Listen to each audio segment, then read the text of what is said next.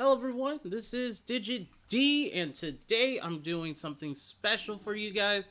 So since my channel is mostly all about reviews and gaming and anime and that sort of stuff, I'm going to be doing a review on magic cards, specifically in Commander, or what type of commanders that are out there. I'm going to be doing reviews for them. There's a lot of commanders out there, but I'm gonna stick with the one that I've been playing, and some stuff that I'm gonna just be talking about and review for commanders.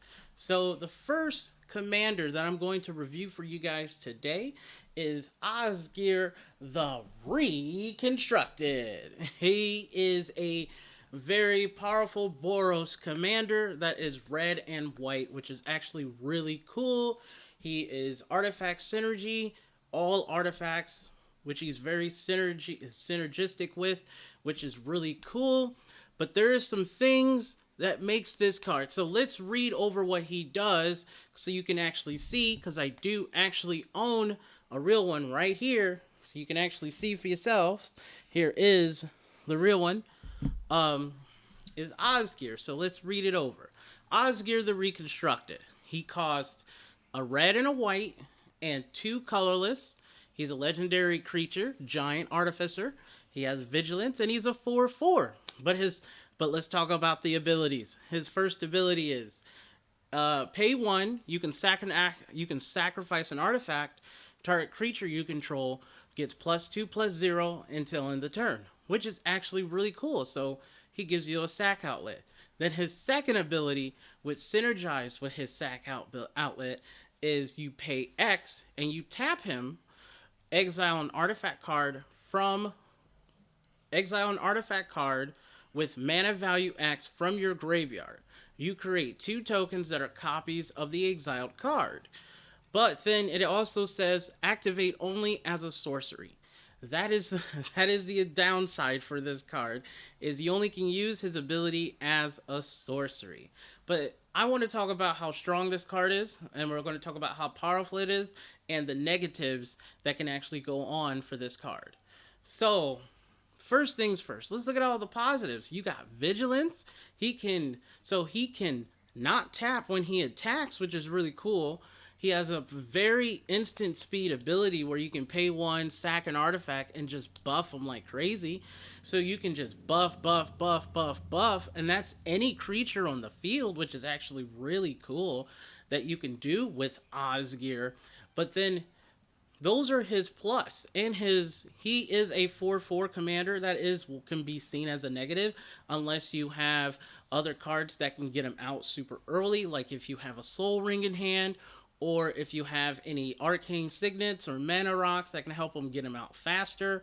That'd be a turn before, or a Jewel Lotus. That'd be the new Jewel Lotus card that costs 0. But you can sack it to add 3 mana of any one color to your mana pool, but only used for commanders and stuff like that. Those are the only things, or Mana Crypt, or any of those fast mana rocks can help him get out faster if you're trying to build that way. But if you're just trying to build for normal to have fun with friends and family, you're going to mostly get him out on turn 4. You're going to get him out on curve unless you accidentally get him out with your specific mana rocks that I just said. But here are the downsides for this guy. That some of the downsides can be is his mana cost, since he's 4 cost, and his activate only as a sorcery. That can be a very slow thing you can do with his ability, is only activating as a sorcery. So that means during your main phase or main phase 2, that's the only time you can activate it. You can't activate it during combat, so you can't do combat shenanigans. You can't activate it on someone else's instep, and you can't activate it during someone else's turn. So basically, you only can activate it only during your turn. That'd be main phase 1 or main phase 2. For his first ability, where you can sack an artifact, that can be seen as a downside because you have to pay 1, because most sack outlets that are mostly colorless are usually free most of the time, but he costs 1 extra, so you have to pay that 1 to remove the sack and artifact.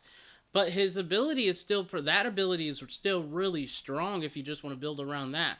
because the other part can still be extra value for you to do. Some of the like the plus the pay one sack an artifact, you can do it at instant speed. So you can do it on someone else's turn. You can do it on your turn at any time during your turn. You can do it on anyone else's turn during their turn. You can do it on the end step and stuff like that to help if you wanted to try to do it. But the second one, it's only during your turn. Only during your turn. But let's talk about the fun, cool shenanigans that you can do with it.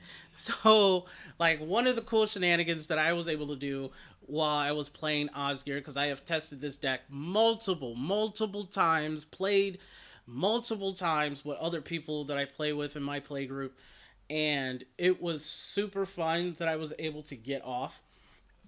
Like, imagine having, let's say you're playing Artifact Matters or your win con is Aetherflux Reservoir. Okay, it says it's basically a shotgun. If you have 50 or more, every time you for each spell you've cast the turn for that turn, you gain a life, and it keeps going up. So, and it says before it, so like if you cast a spell first and then you cast Aetherflux Reservoir, you still get the extra one, but the next spell you cast, instead of gaining one life, you're gaining 2 life, because that's the second spell you've cast this turn. So it tallies up for how many spells you turn.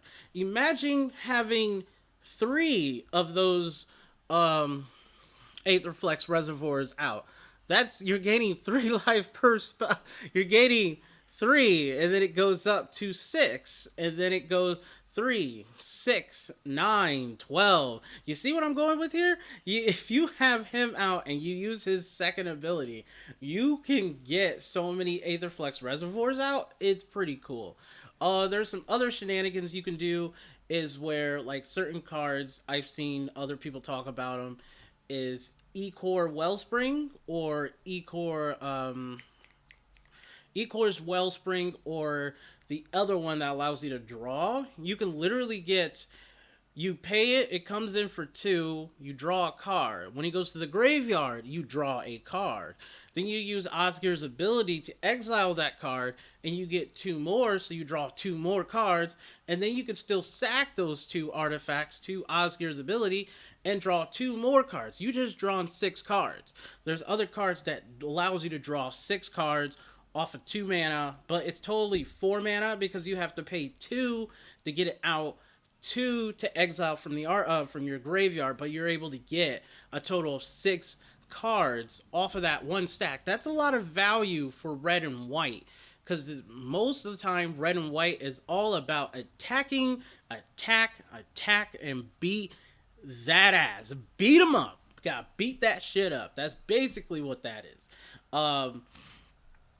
But for Osgir, that's just one major example. Those are most people use the same old cards, or any cards that cost 0 that gets you like 3 or 4 cards, because now they just cost 0 to come out and stuff. So let's think of it other ways. There's other cards like I did Osgir's ability where I have my win con in the deck is a mill strategy, and what the mill strategy is, for how many cards they have in their graveyard, they mill that many. So I did Keening Stone. I ended up getting 2 Keening Stones, so I mill them for how much they had, and then I just milled them for the rest with the other Keening Stones, so, which is actually really cool. So you can get 2 of the most valuable artifacts instead of just those value pieces. So like you need extra pieces to win, or extra stuff to do stuff to win, you can get those out. But you also got to remember, it's only during your turn for those things to even work. So it makes it very, very slow, because you're playing at sorcery speed for your exile artifacts. That's the only downside to this card. Besides, the power is strong, the vigilance is great, the 4 mana cost is okay, the sacrifice ability is amazing, and the tap X ability is lame. It's good that you get 2, but it's too slow.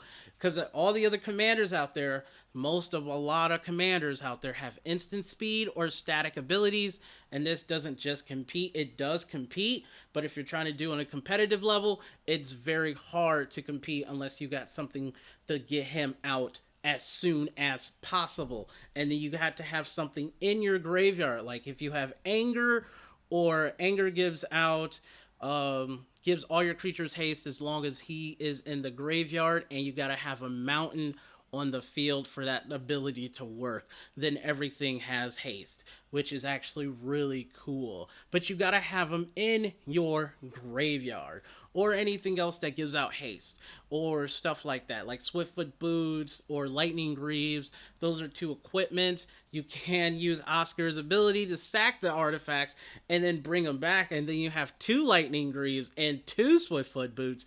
You can do that too. So there's a lot of stuff you can do. It's all about the shenanigans. I'm going to give this rating for this commander. My rating for this commander is a 7 out of 8 because I actually enjoyed this. I wanted to build this deck. I built it. I've played it multiple times, and I've come to the conclusion it's a very, very strong commander, but he can be also very slow, and it'd be hard to build up if somebody is just blowing your stuff up all the time. There's also that. You have to worry about everything that's going on since it's a 4-player game, and you have to worry about each person. But for the long haul, if you get past all of that and no one messes with you, your deck will go off. Your deck is going to be super strong. And I want to say, if you really do enjoy this type of video where you get my input or my say on specific commanders, this is my very first video for the commander reviews.